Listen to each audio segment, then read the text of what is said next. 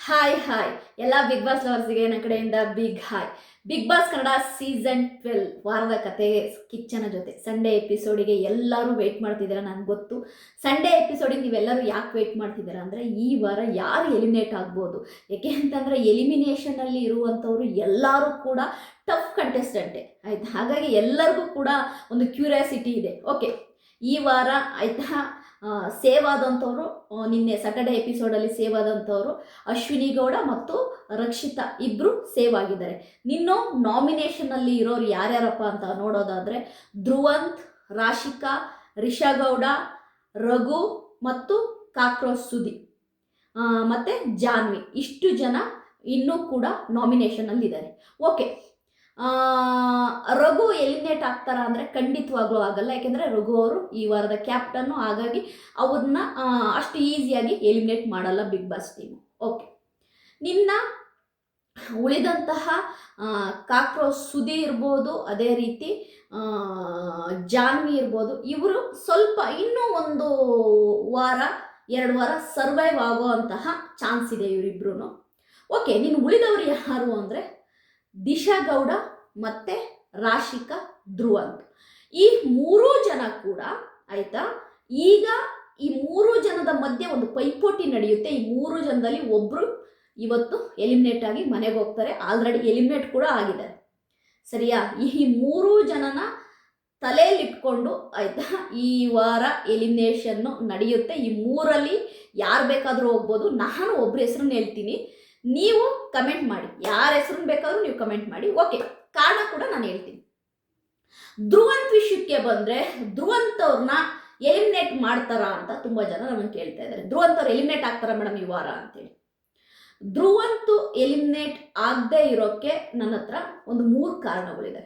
ಏನಪ್ಪ ಅಂತಂದರೆ ಧ್ರುವಂತ್ ಎಲಿಮಿನೇಟ್ ಆಗದೆ ಇರೋಕ್ಕೆ 3 ಕಾರಣಗಳು ಅಂದರೆ, ಧ್ರುವಂತನ್ನ ಆಯಿತಾ ಬಿಗ್ ಬಾಸ್ ಟೀಮು ನಿನ್ನ ಮುಂದೆ ಆಯಿತಾ ಬಳಸ್ಕೊಳಕ್ಕೆ ನೋಡುತ್ತೆ. ಓಕೆ, ಅಂದರೆ ಧ್ರುವಂತಿನ ಒಂದು ರಿಯಲ್ ಆದ ಕ್ಯಾರೆಕ್ಟರ್ನ ಹೊರಗೆ ಬರಲಿ ಅನ್ನೋದಕ್ಕೋಸ್ಕರವಾಗಿ, ನಿಜವಾದ ಧ್ರುವಂತ್ ಯಾರು ಅಂತ ಪ್ರೇಕ್ಷಕರಿಗೆ ತೋರಿಸ್ಬೇಕು ಅನ್ನೋದಕ್ಕೋಸ್ಕರವಾಗಿ, ಅಂದರೆ ಧ್ರುವಂತ್ ಅವರ ನಿಜ ಬಣ್ಣನ ಬಯಲು ಮಾಡೋಕ್ಕೋಸ್ಕರವಾಗೇ ಬಿಗ್ ಬಾಸ್ ಟೀಮು ಧ್ರುವಂತ್ ಅವ್ರನ್ನ ಈ ವೀಕು ಎಲಿಮಿನೇಟ್ ಮಾಡಲ್ಲ ಅನ್ನೋದು ನನ್ನ ಒಂದು ಅನಿಸಿಕೆ.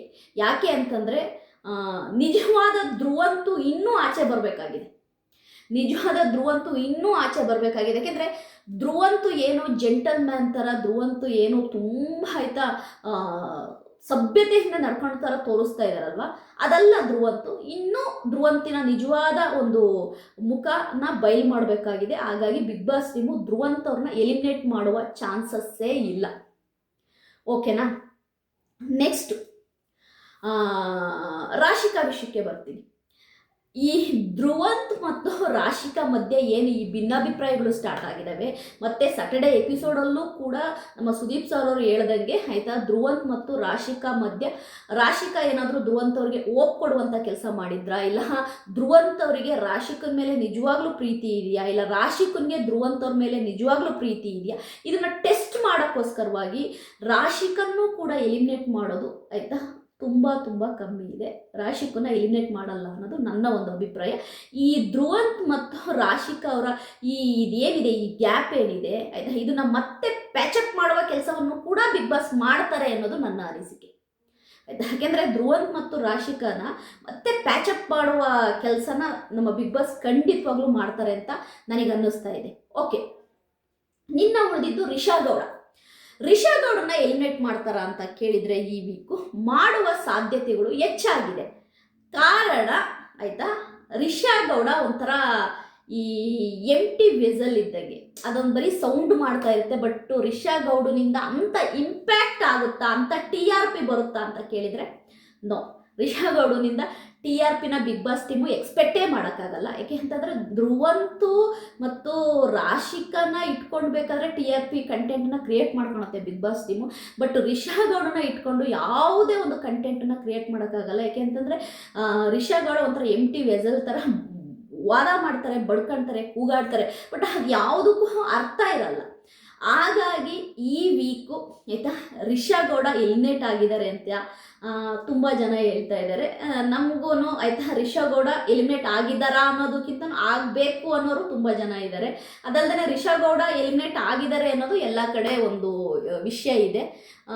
ಕಾರಣ ಇಷ್ಟೇ, ಧ್ರುವಂತ್ ಮತ್ತು ರಾಶಿಕಾಗಿಂತ ರಿಷಾ ಗೌಡನ್ನ ಈ ವೀಕ್ ಎಲಿಮಿನೇಟ್ ಮಾಡೋದ್ರಿಂದ ಆಗುವ ನಷ್ಟ ಏನಿಲ್ಲ ಅನ್ನೋದು ಬಿಗ್ ಬಾಸ್ ಟೀಮಿನ ಒಂದು ವಾದ.